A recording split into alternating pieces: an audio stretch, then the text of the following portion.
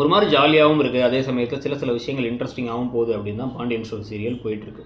So இப்போ முத்துவேல் கிட்டக்க ராஜி எல்லாத்தையும் சொல்லிவிட்டு தயவு செஞ்சு அந்த குடும்பத்தை பழி வாங்குறதுக்கு எதுவும் செய்யாதீங்க ப்ளீஸ் அப்படிங்கிறத சொல்லிடுறாங்க.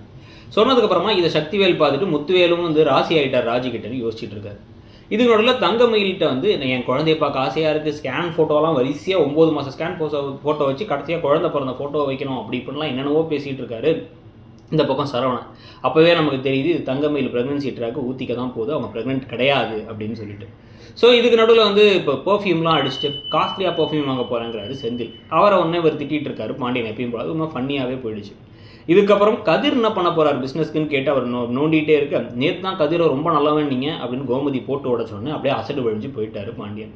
இப்போ கோமதி எதையோ வச்சு நான் வந்து உனக்கு பணம் தரேன் ட்ராவல்ஸ் வைக்கிறதுங்கிறாங்க. என்ன வைக்க போகிறாங்க, நகையா, அதில் தங்கமயில் சிக்கிப்பாங்களாங்கிறதையும் பார்க்கணும்.